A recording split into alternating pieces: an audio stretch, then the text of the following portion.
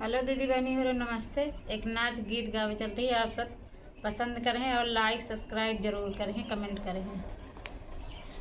कल जुगवै माँ मेरी दुलारी भाई, कल जुगवै माँ मेरी दुलारी भाई,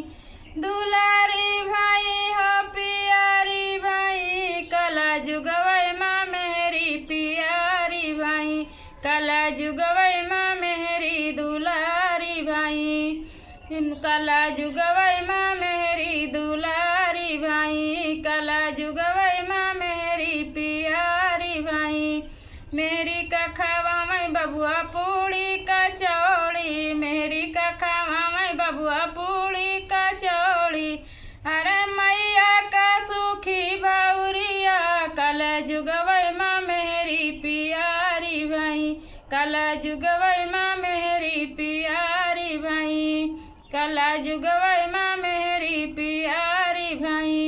मेरी कपिया में बबुआ ठंडा ठंडा पनिया, मेरी कपिया में बबुआ ठंडा ठंडा पनिया,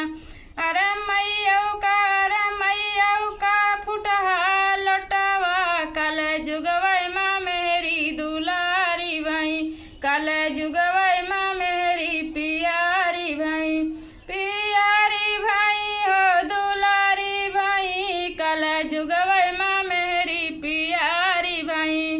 मेरी कसूता में बबुआ गद्दार जाई, मेरी कसूता में बबुआ गद्दार जाई, अरे मायू का टूटहा झिंगोलावा, कल जुगवै माँ मेरी दुलारी भाई, कल जुगवै माँ मेरी दुलारी भाई, दुलारी भाई हो प्यारी भाई, कल जुगवै माँ मेरी दुलारी भाई, कल जुगवै